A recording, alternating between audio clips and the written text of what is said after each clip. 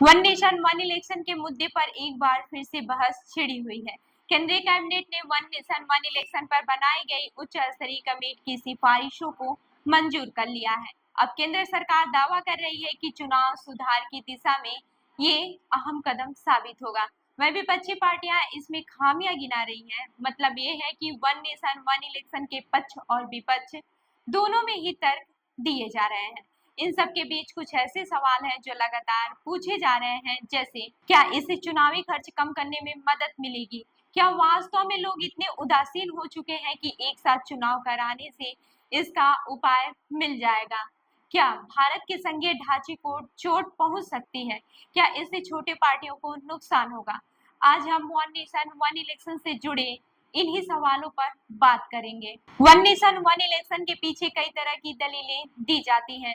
चुनावी खर्च को इसका बड़ा कारण बताया जाता है। ऐसे दावे किए जाते हैं कि देश में एक साथ चुनाव कराने से विकास कार्यों में तेजी आएगी और सरकारी कर्मचारियों को बार बार चुनावी ड्यूटी से भी छुटकारा मिलेगा। आपको बता दें कि सत्ताधारी एनडीए गठबंधन के सहयोगी राष्ट्रीय लोक मोर्चा पार्टी के अध्यक्ष और राज्यसभा सांसद उपेंद्र कुशवाहा भी कुछ ऐसे ही फायदे गिनाते हैं। वो कहते हैं अलग अलग समय पर चुनाव होने से कई तरह की परेशानियां होती रही हैं, जो हम लोग भी महसूस करते हैं। एक तो खर्च बढ़ता ही है, दूसरा ये कि विकास कार्य भी प्रभावित होता है। अब कहीं चुनाव हो रहा है तो वहाँ मॉडल कोड लग गया, मॉडल कोड के कारण फिर वहाँ विकास के कार्य रुक जाते हैं। हालांकि उपेंद्र कुशवाहा यह मानते हैं कि वन नेशन वन इलेक्शन से जुड़े कुछ मुद्दे हैं जिन्हें सुलझाने की जरूरत पड़ेगी। वह कहते हैं कि बिल आने पर चीजें और साफ होंगी। जब बिल आएगा तो उसमें जरूरत के अनुसार कई जगह संशोधन करने की आवश्यकता होगी, चाहे वह संविधान में हो या अन्य कानूनी पहलुओं में। तब इसका वास्तविक स्वरूप सामने आएगा और इस पर बेहतर तरीके से चर्चा हो सकेगी। वही कांग्रेस की सोशल मीडिया प्रमुख और प्रवक्ता सुप्रिया सिन्हा तो वन नेशन वन इलेक्शन को शिगुफा बताती हैं। उनका कहना है कि बीजेपी को आने वाले दिनों में कई चुनावों में हार का सामना करना पड़ सकता है, इसलिए इस मुद्दे को ध्यान बांटने के लिए लाया गया है। सुप्रिया श्रीनेत यह मानती है कि बीजेपी के सहयोगी दल भी वन नेशन वन इलेक्शन के खिलाफ खड़े होंगे। वो कहती है कि ये शिगुफा है। खुद नरेंद्र मोदी भी जानते हैं कि इसे अमल में नहीं लाया जा सकता। इस संविधान संशोधन को पारित करने के लिए 362 वोट चाहिए होंगे, जबकि लोकसभा में एनडीए के पास कुल 392 सीटें हैं। वे जानते हैं कि राज्यसभा में भी उनके पास पर्याप्त संख्या नहीं है। वे ये भी जानते हैं कि आधे से ज्यादा राज्य इसे मंजूर नहीं करेंगे। दोनों ही पक्षों की राय सुनकर चर्चा में आए भारत के पूर्व मुख्य चुनाव आयुक्त एसवाई कुरैशी ने कहा, 2014 में जब प्रधानमंत्री ने इस पर बात की थी तो उन्होंने कहा था कि इस पर एक नेशनल डिबेट होनी चाहिए और आम सहमत होनी चाहिए। डिबेट तो हुआ, लेकिन आम सहमत नहीं हुई।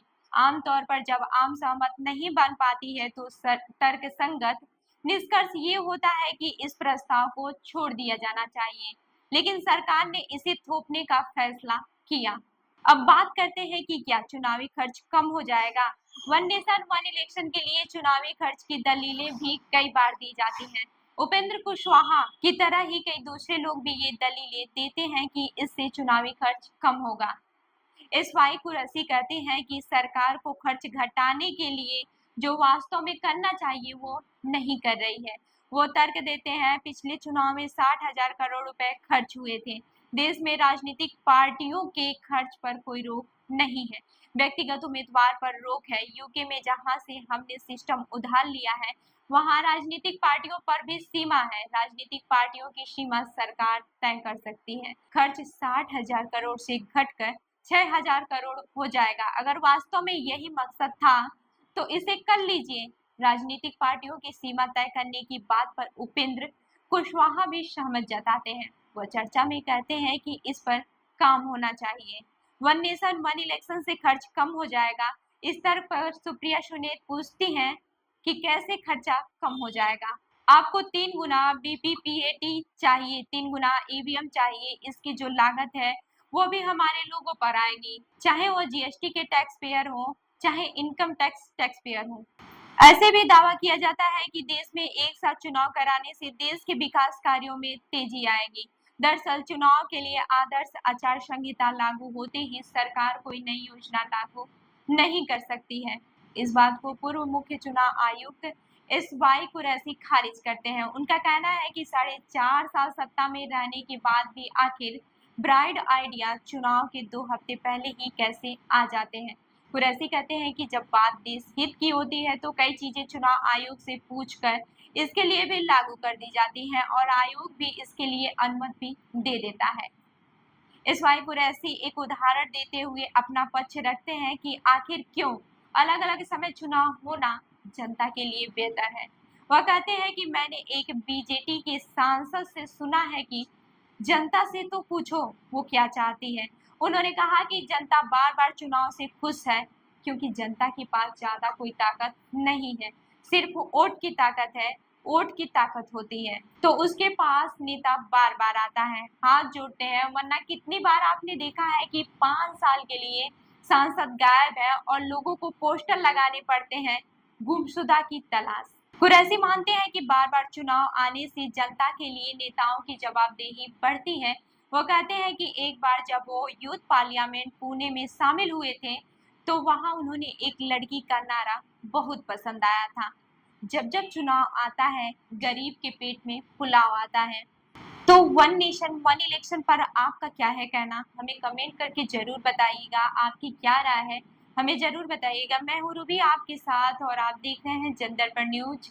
धन्यवाद।